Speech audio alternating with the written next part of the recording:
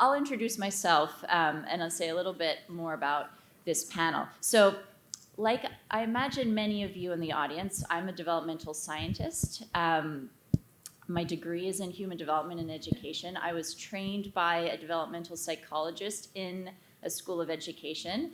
Raise your hand if you are one of those, or your field is similar, maybe psychiatry, neuroscience, clinical psychology. Raise your hand high.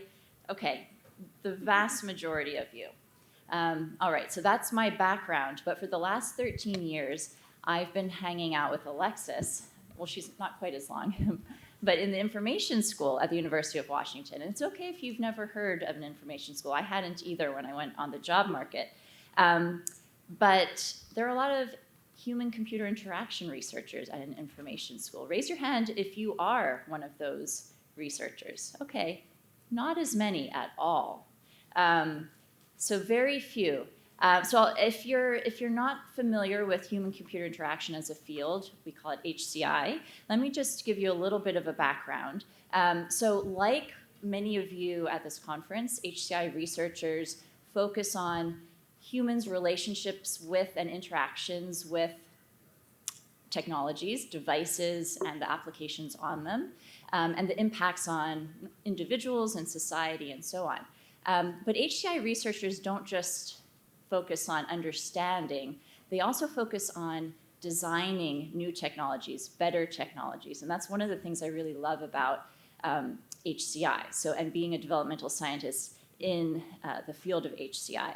As I mentioned before, we've heard like here and there about design throughout the conference, but we haven't really dug in. So really the focus for this session is digging in deep and focusing on design and the role of design in children's digital experiences. And we're going to be asking two framing questions in this panel. So the first is, the type of question that a social scientist would ask to just try an understanding question. How does the design of a digital experience shape that experience and its impact on children's well-being? But we're also going to be looking at more of an HCI doing, building type question.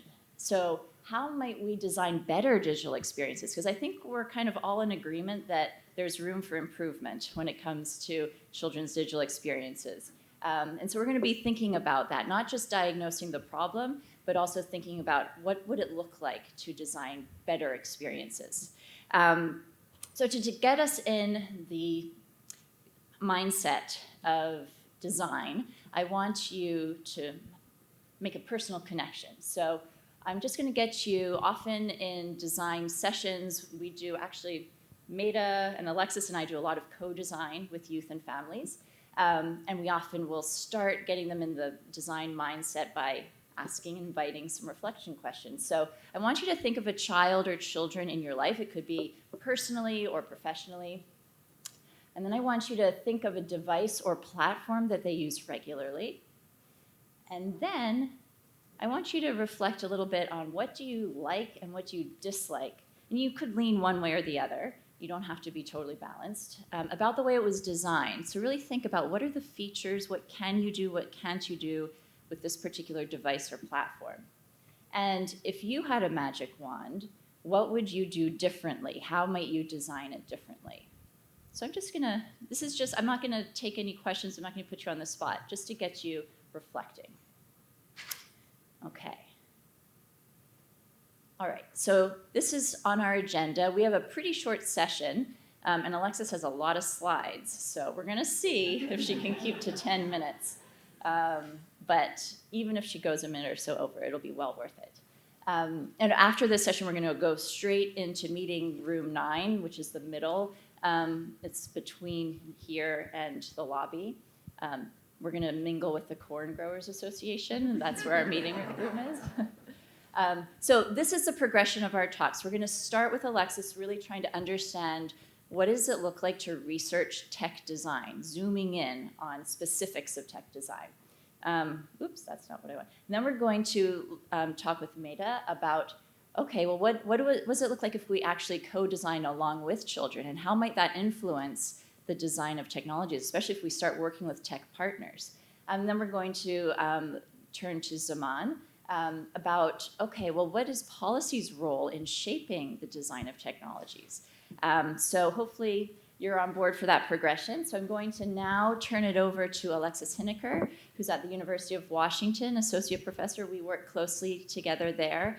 And I will let Alexis introduce herself in any way she wants to. And then take it away, Alexis. All right, fantastic. Thanks, Katie. Awesome.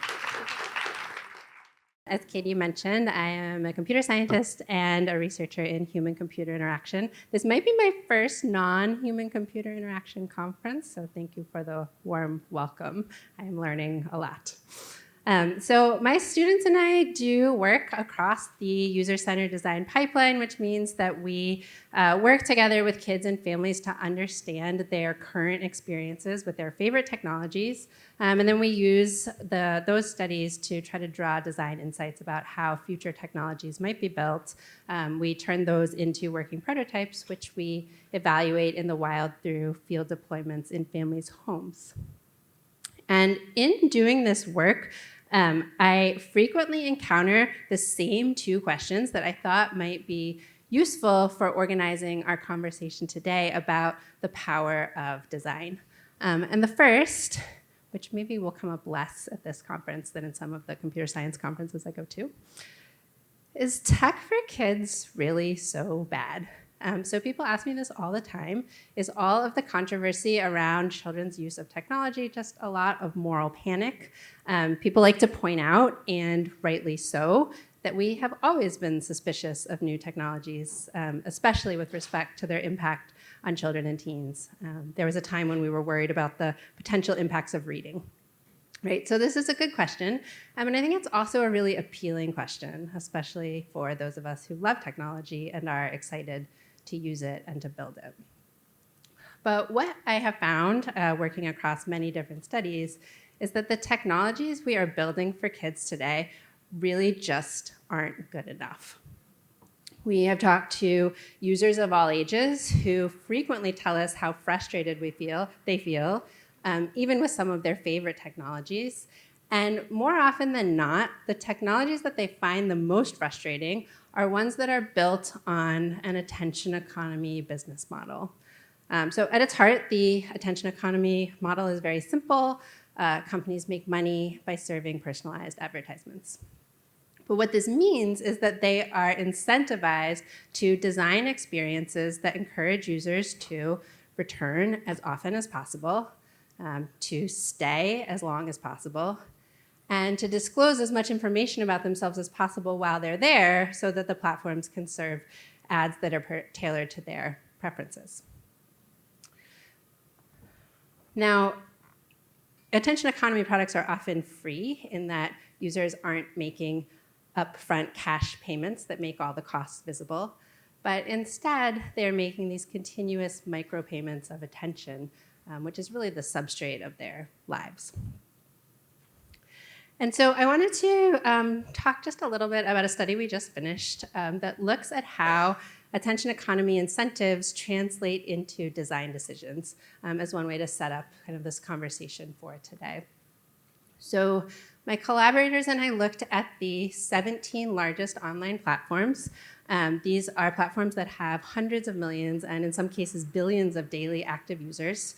We created a teen account on each one, worked through the main interface scenarios, and made note of every attention economy-driven feature. And we found that these 17 platforms use 583 different features to try to attract users' attention and prolong their engagement. And we found that these designs employ 4 different broad strategies. So first, we frequently encountered features that would pressure their users into engaging with the platform. For example, with confirmed shaming language like, is this really goodbye? Or creating obligatory task notifications that had to be cleared or sending them reminders that stories would be vanishing soon. Other designs used an enticement strategy, trying to bait their users into engaging with curiosity teasers like see who's viewed your profile, or showing them hypersexualized or grotesque content that made it hard to look away. Still, other designs employed a lulling strategy, trying to lull users into continuing their engagement by serving up endless feeds or transitioning them seamlessly into sponsored content or auto-completing their searches with viral trends. And finally, platforms would employ these interface traps that would make it difficult to leave. For example, by burying options to log out, creating obligatory tasks, and making it impossible to close videos that would sort of persistently follow the user around. So we see that these very common designs are operating on both a cognitive level, making it cognitively difficult to end engagement, but cognitively easy to keep scrolling. And they also operate on an emotional level, making it emotionally burdensome to leave, shaming users for disengaging, making it emotionally easy and pleasurable to stay. And so these very common design patterns and these incentives are the reason that an American child who owns a smartphone will see an average of 3,000 advertisements and receive 237 push notifications every single day. These are the constant pings of the attention economy. So that's the first question. It's very hard to convince people that this is worth discussing at computer science conferences, so this feels great. But the second question that I encounter all the time, usually from parents, not from computer scientists, is tech for kids really so good? Like, should we really be exposing kids to any of this? Maybe they would be better off without any of it at all. But what I have found, again, across many studies, is that digital environments can offer children opportunities to thrive in ways that they simply wouldn't be able to otherwise. So what we're building for kids right now really is not good enough, but I really do think kids will benefit if we build them something better. So I want to talk about a few examples of that as well. My students and I have built out many different prototypes. Here are just a few. In one study, we created a conversational agent for school-age kids that was designed to help them practice a specific socio-emotional skill called positive self-talk. And we designed this experience to be used together by siblings and for children to kind of work on this skill together.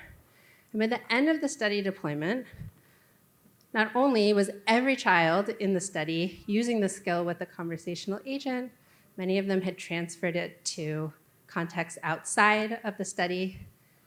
And we saw that they drew their sibling into these interactions and used this skill together with them. In another study, we created a video streaming platform for preschoolers. We built out several different versions, including one that was packed with the traditional attention economy features that you would think of, like autoplay and recommended next videos. But another version was designed with scaffolding inspired by an evidence-based curriculum for preschoolers designed to support the development of self-regulation. And we saw that by the end of this deployment, kids as young as 3 were perfectly capable of managing their own media use and transitioning easily away from the screen.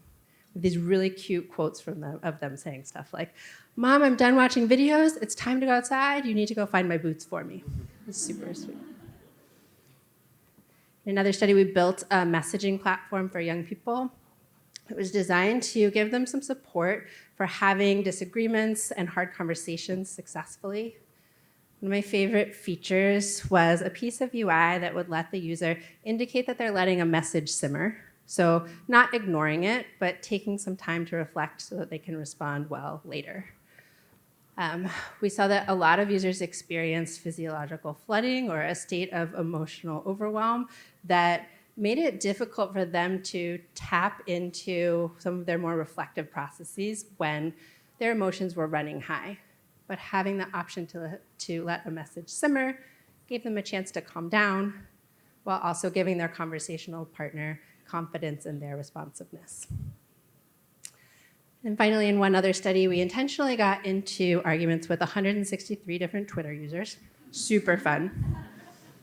We systematically varied the extent to which we shared the political affiliation of the person we were arguing with. We also systematically varied the extent to which we added the preamble, "I respect your views," during our conversation. And just this ounce of humanizing language significantly increased the amount of respect we saw in people's responses and significantly decreased the amount of shaming language that we saw. Right now, algorithms elevate the posts and the responses that will attract the most attention and promote the most engagement, but they could instead promote the posts and the responses that are most likely to help conversations unfold successfully. So those are just a few examples. Across many studies, we have seen that design is just an incredibly powerful tool that can really make things frustrating for families or can support kids in thriving. We've seen that smartphones can help kids build habits they feel really good about. Social media can be a place where teens build deep and meaningful friendships. Conversational agents can teach kids socio-emotional skills that they transfer to their interactions with other people. If you are still not convinced, you can consider that Sesame Street is one of the cheapest and most effective interventions of all time for improving academic outcomes at scale. So I think that might be a perfect segue to our next presenter coming from the Cooney Center. So thank you all so much for your attention. I'll turn it over to her. That is a perfect segue to Medha. Oh, no. Hello? Okay. But first, just to break things up a bit, I want to, before we go to Medha, I want to ask Alexis a question. There are questions coming along, but I do have a question for you, Alexis. You have shared a lot of different designs, good and bad, with us, and good job sticking to time. I'm impressed. What one design feature that keeps coming up, it could be on social media or whatever you're looking at, would you change if you could? That's such a good question. The broad category, I would say, of what frustrates me the most are the features that kind of exploit what makes us human. In a collaboration led by my good friend and wonderful collaborator, Jenny Radesky, we looked at the apps that preschoolers are most likely to use. And one thing that came up again and again was this pattern that we called parasocial relationship pressure, where an on-screen character that the child had built up a relationship with would kind of pressure them into spending time or money or disclosing data. So, strawberry shortcake crying because the child won't buy strawberries to put in the smoothie, which is a virtual in-app purchase. And so, tugging on kids' heartstrings really brings out the mama bear anger in me for sure. But I think any of these features that make us feel bad about ourselves, or make teens feel like maybe they don't belong, or inspire fear of missing out, or just take advantage of the fact that we care so much about connecting with other people and feeling a sense of belonging. I think those are the dark patterns and the manipulative designs that make me the most mad. Great question. Yeah, I also encourage you to think about what if you could change one design feature of any platform that you or your kids use, what would it be? Okay, now I'm going to turn over to Medha Tare, who's a senior director of research at the Joan Ganz Cooney Center at Sesame Workshop, who will be, Alexis teed it up perfectly. Alexis focused more, I guess, on teens, but Medha, you're going to be focusing a little bit on younger kids. So without further ado. Yeah. Hi, everyone. It's great to be here. I am Medha. I'm the Director of Research at the Joan Ganz Cooney Center at Sesame Workshop, and I'll share a little bit more about our center as well. So we are a nonprofit research and innovation lab within Sesame Workshop, and we're dedicated to advancing children's learning and well-being in the digital age. And what does that mean? So we are inspired by Joan Ganz Cooney's work over 50 years ago when she co-created Sesame Street. And again, as we saw earlier, with a pitch towards supporting public media, this work has really been a light, I think, in the digital media space for children for many years. And the research methods that go behind the show, which I learned more about when I started at Sesame Workshop, that every season has a curriculum that is followed. And so all of these wonderful practices that she applied to the emerging technology of the day, which was television, The Joan Gens Cooney Center thinks about how we can support people who are creating new technologies for children today in following those same best practices. All right. So our principles are that kids are our bottom line. So like Sesame, we are on a mission to help children grow smarter, stronger, and kinder. We work a lot with kids and families in the design process, and I'll share more about that in a moment in our Cooney Center Sandbox initiative. Research is our driver, so we do a lot of research translation. So all of the wonderful research that folks have shared at this conference, we are then thinking about how can we get this back to the different communities that are part of our audience, which include policy, a lot of different industry developers and designers, as well as other academics, educators, et cetera. So we have a wide variety of folks in our audience who we want to bring research to. And then innovators are one of our levers for change. So we do work directly with creators and product teams and help them to make better design decisions. So Alexis shared a lot of different points in the design process where better decisions can be made. And so that's something that we think about a lot, and people need support in making those design decisions. Sometimes they've come through an HCI program and they've never worked with kids before, but they're working now on a team that is developing products for kids. So they're lacking that developmental knowledge that we can provide to help them understand how kids' brains are different and how their development is different than adult users of the same products. So how we work, as I mentioned, we do a lot of co-design with children and families, and we support product teams with that research and insight. We also connect with other thought leaders in the area and try to do that translation of work on child-centered innovation. We think a lot about new technologies. We're thinking about XR. We're thinking about AI. We're thinking about, we did a lot of work about 15 years ago on tablets when iPads were first emerging. So whatever the latest technologies of the day are, we're thinking about how we can support folks who are using those technologies to design for kids. We're also building really a big community of folks who are interested in these themes. So one of the another initiatives that we have that I won't talk about as much today is a Wellbeing by Design Fellowship. And we have had hundreds of designers to work for companies big and small apply for this fellowship to learn about the principles of digital well-being and how to better embed those into their products. So we're really proud of the community that we're building. Even if large companies sometimes make decisions we don't agree with, there are often individuals within those companies who want to do the right thing and want to build their knowledge and expertise in how to do that. So our community is a big part of what we're doing. The Cooney Center Sandbox. So we have a design and innovation lab that we run. Where we combine evidence-based research with co-design experiences alongside kids and families to help product teams answer questions about whether their products are engaging and appropriate for kids and whether they will have a positive impact on their learning, development, and well-being. And we have an initiative right now that's focused primarily on literacy ed tech. And the research piece of it is that we have 2 literacy education experts on our team who do a deep dive of each product and the underlying pedagogy of their work, and down to the order of the words that are being presented to kids and whether it follows the science of reading. And then we also bring in kids in co-design to understand, is this product engaging? So if we know that the literacy curriculum is strong, then we also want kids to play that game. And so how can we combine both of those things to make sure that the product has this positive design aspect that we want to promote? Katie did a wonderful job of sharing a little bit of background on what HCI is. I also come from a developmental psych background, so this was a relatively new area for me.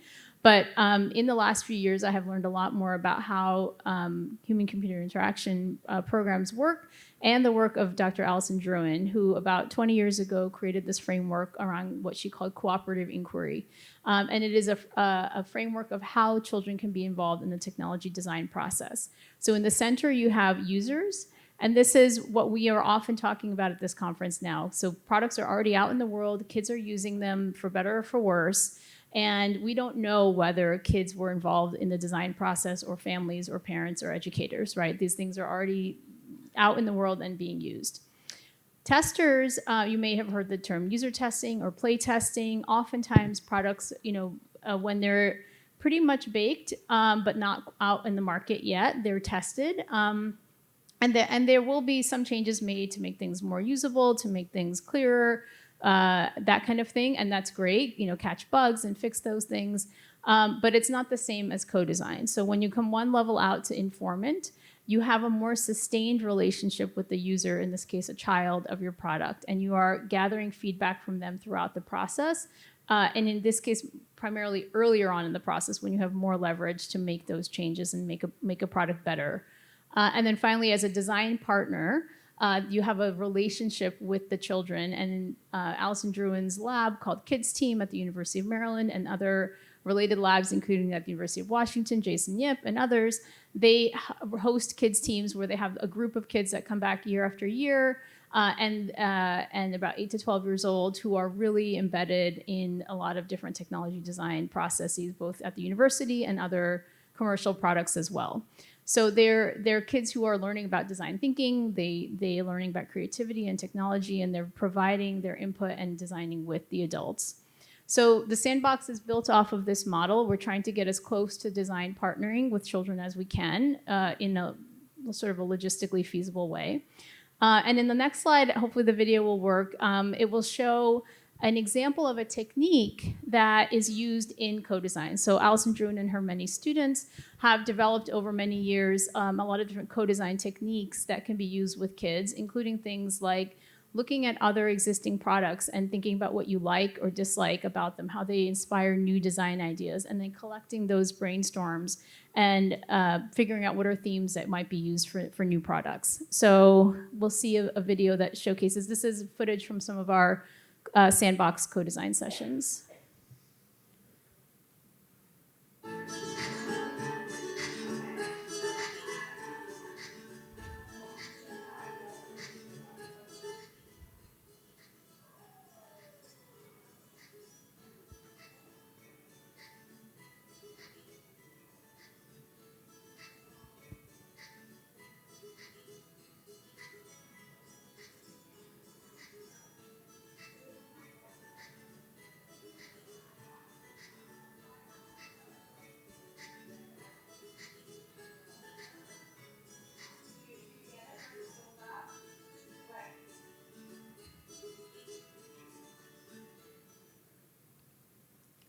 So this is one example of a technique. We're actually building a co-design toolkit through our funding from the Walton Family Foundation, which will highlight this and many other techniques that folks can use when working with children.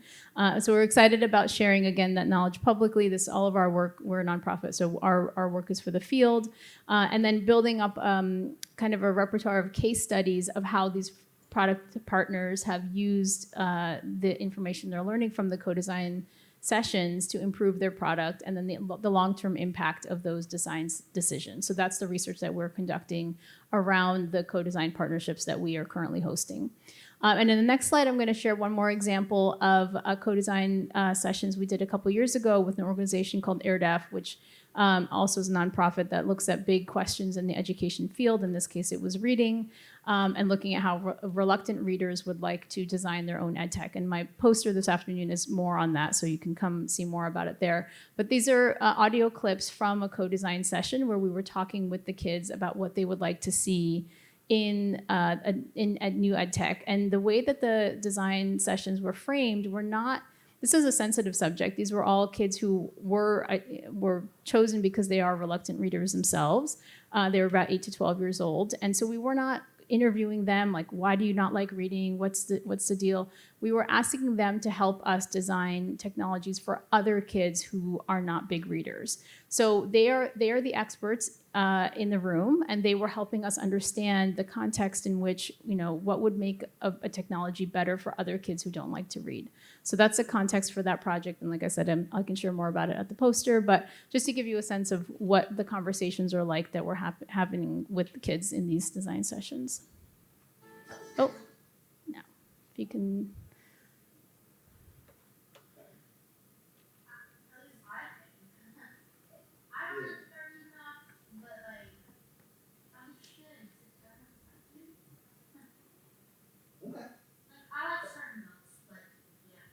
Do your parents or teachers make you read books you don't want to read? Like this is boy book. No, but sometimes I'm given options like, okay, these three things or these two things enough. So like I'm not being forced to read this book, but I'm being forced to pick a book that I don't want.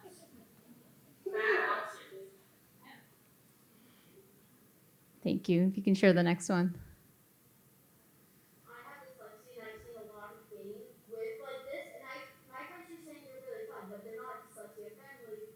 So there's no like reading option, like you can't click a button and it reads the word for you. And if it's not dyslexia friendly, I don't think a lot of kids with dyslexia would probably want to play it, but they would not, but they couldn't read the words that well. So it needs to read some of the words for you. Yeah. You find the words and stuff. You just need a dyslexia friendly option. Excellent. So these are the kinds of conversations we're having, and from all of these conversations, we coded the themes that were coming up, and a lot of them here, and you saw that they wanted more inclusive options. They wanted options to pull up books that were more interesting to them.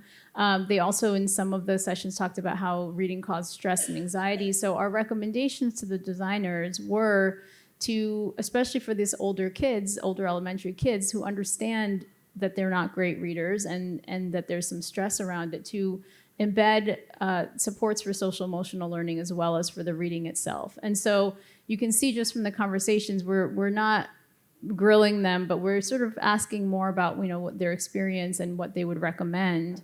And then those become design recommendations for how things can be designed better. So I will pass it to, I think I'll pass it to Katie, and then we'll talk more about this in a moment. Yeah, so before we turn to Zamaan, Medha, could you reflect a little bit on, so you shared with us how you work with tech partners at the Cooney Center. So how do you know if a tech partner is in the right mindset to engage in co-design? And I'll also add a little bit, because I see there's a popular question on Slido about guardrails. What kinds of guardrails do you put up around the co-design? Because sometimes kids can come up with some wacky ideas that may not be appropriate for the product.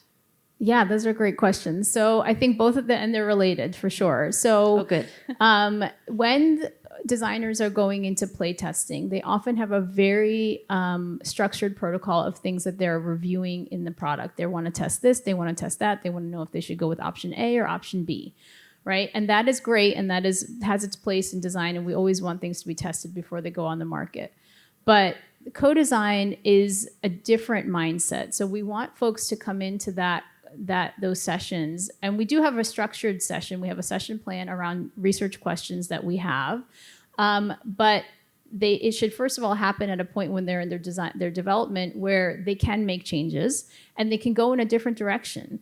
Things shouldn't be so baked that if kids are coming up, I mean, obviously there are guardrails in terms of what they can do, but we really don't restrict the kids in terms of their imaginations, because there's always something you can glean from the idea that they had, right? Even if they're like, well, you should be able to pick from any book in the world, right? Well, that's not going to be possible. But what does that mean practically for an app that's has a library of books, right? Like, we can dig deeper into understanding, well, what do they want those options to be? So I think designers need to come in at a time when they have the flexibility to be able to make the changes. Obviously, the time and resources, because all of these design decisions have implications for how they're actually going to be built in the product. And also the mindset to be flexible and hear maybe the underlying need that the kids are relaying, even if the thing that the child says, isn't feasible practically. Great, thank you. Okay, so now we're going to switch over to Zamaan. Let's see. Oops, back. Oh, forward. Oh, back. Why is it happening? Okay. So I met Zamaan last September, I think, in Portland. We were on a panel for the I think it was the annual Attorneys General Conference.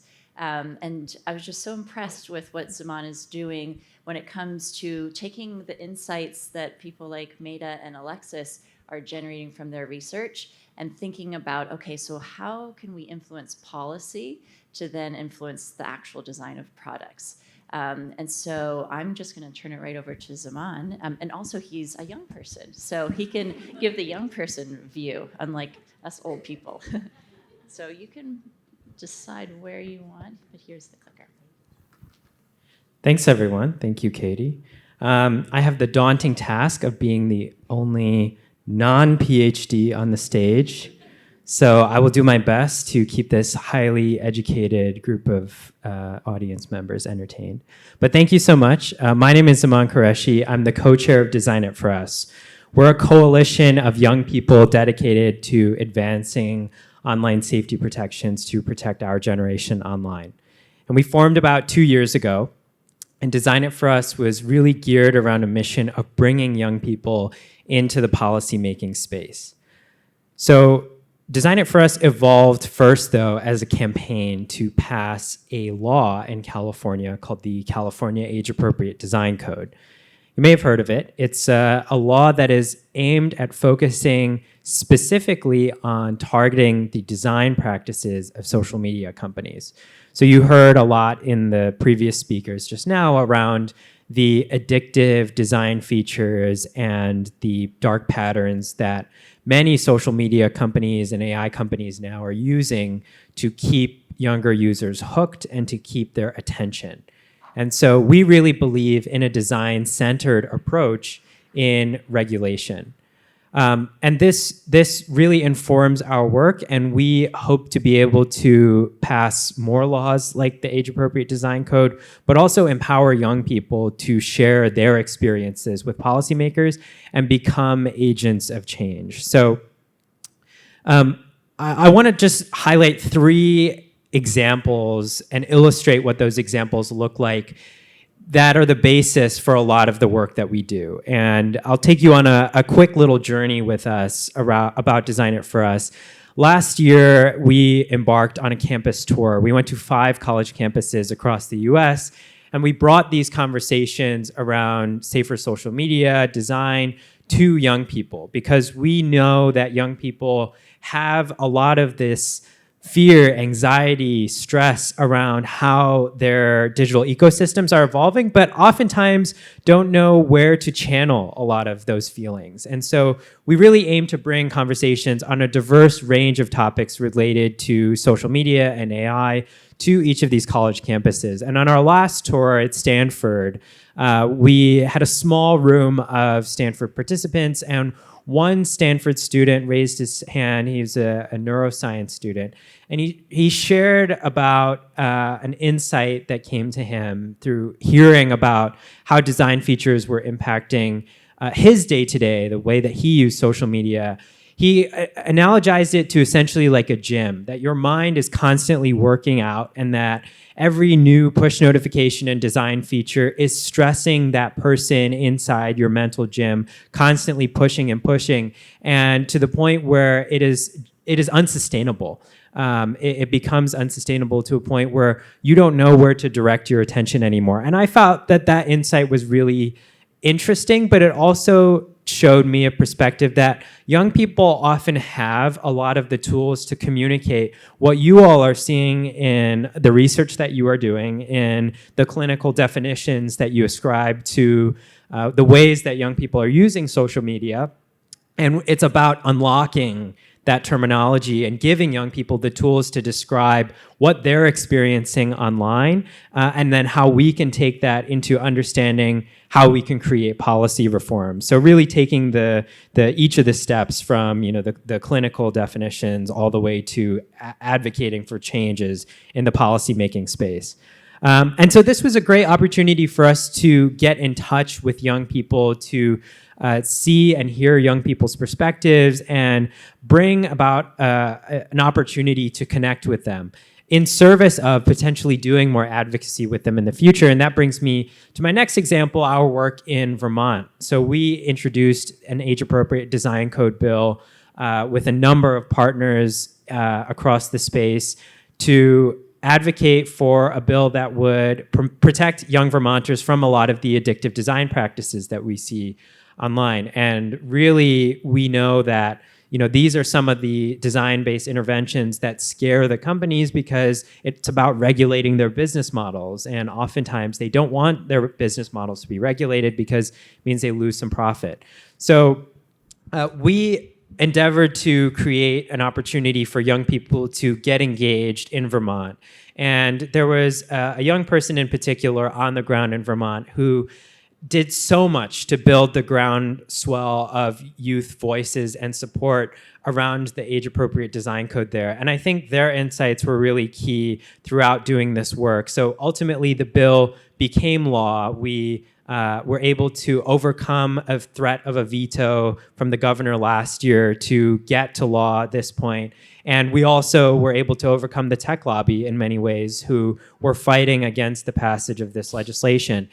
And his insight at the end, or the group collective's insights at the end around wanting to get involved in an effort like something that was focused on design specifically, stemmed a lot from their own frustrations with the status quo around digital ecosystems, which I think kind of ties nicely back into Alexis' findings at the beginning, that oftentimes young people, the tools and the products that we are building for young people are not actually meant for young people, and they're not efficient tools for young people. They're not giving them what they actually want. And a lot of that is human connection, is building those kinds of in-person and virtual connections that are going to be helpful for their social lives, for their own development. And so over the course of doing advocacy with this tremendous group of young Vermonters who testified before the state legislature, who wrote to the governor, who picked up the phone over and over and called their lawmakers to make this become law, they talked about a shared experience of channeling their frustrations around what they are seeing digital ecosystems evolve into and the power of the tech billionaires right now into doing something in their local communities and being able to take something that was really, is as a grand a scale as trying to regulate tech companies to the local level. And finally, I think the last insight I want to highlight is around research that we at Accountable Tech and Design It For Us did together. We endeavored to study the teen accounts that Meta had created for young people. And we co-created the design of this research with young people. So we brought 5 Design It For Us participants, set them up on a teen test account for 2 weeks, and observed what they saw. And over the course of the research, essentially they found that 5 out of 5 of our test teen accounts were algorithmically recommended sensitive content, despite Meta's sensitive content controls being enabled. But one of the really interesting insights that I found from this research, and I think again highlights why we can't just build tools for young people, we have to build tools with young people and build products with young people. In the interviews that we were doing at the conclusion of this research, reflecting on Meta's promise on safety, one of the participants shared with us that the content that they saw, because they were flagging content to us as the researchers to describe what they were seeing, the content that they were flagging to us was what they deemed disturbing, harmful, or obscene. And what this person said to us was, well, the content that I'm being served and the content that I chose to reflect back to you in this report is ultimately what I thought was disturbing, harmful, or obscene. It is not an indication of what we as a broader community may think of as disturbing, harmful, or obscene. And so in their insights, they were essentially saying that we have been conditioned by these algorithms over years to take on a certain expectation of what we believe is socially acceptable now. And so the kinds of push notifications and design features that enable the kind of content to be delivered to these teen accounts have become so ingrained in the way that we use social media that we don't even think about what the alternatives are or how to create those alternatives because the systems are so baked in. And so in the research and over the course of this research, just the findings that were shared with us really showed to us that even with a fraction of the kind of content that we were seeing, that the ways that teen accounts were designed were simply not working. And And I think this is indicative, I think, of why co-designing with young people, not only for the products that we're creating, for the policy interventions that we believe in, and the research that we're doing is so important. So thank you. Thank you so much. Thank you, Zamaan. So you may not have a PhD, but I can guarantee you I was not doing what you're doing in my 20s. So we don't have too much time left, but the great news is that we're going to transition right after this to a breakout session. So I really hope to see all of you there. It'll take it's a bit of a hike, but and you're gonna have to pass some corn growers, but it's worth it. But we can take some of the questions that I'm seeing come in on Slido there. But I do want to end, because we just have a couple minutes, with a question for you, Zamaan. I had a question prepared, but this question just popped up. Zamaan, what amazing work, I agree. What advice do you have for adults to help young people to advocate for themselves? Great question. So I think young people often are disillusioned with the status quo. The problems that we are experiencing right now often feel so big and so difficult to be able to overcome that we tend to experience learned helplessness, and that, well, if the problem is too big, if I just, bury myself in my own local space and don't think much about what the world is around me, I'll be better off. I think what we are really endeavoring to try and do is show young people how they can influence the systems of change, either in their states or at the federal level, to enact policies that are better for them, or how they can be advocates for themselves. So everyone has a lived experience. Every young person who's grown up on social media has a perspective to share. And I think it's all about equipping young people to be able to share that lived experience, to talk about what is and isn't working for them. Of course, all of our perspectives are going to be different. We've all grown up in different different regions and on different social media platforms, but there is a shared commonality in this generation of having been introduced social media and AI at a very young age. And there's those shared commonalities, and that shared community makes us really powerful advocates together. So those are the two things that I think I would say. It's that shared community aspect of, like, if you are willing to step forward and share your voice and be empowered to share your voice, there is a huge community of young people who will get right behind you and do that with you. Thank you so much. And thank you all for coming.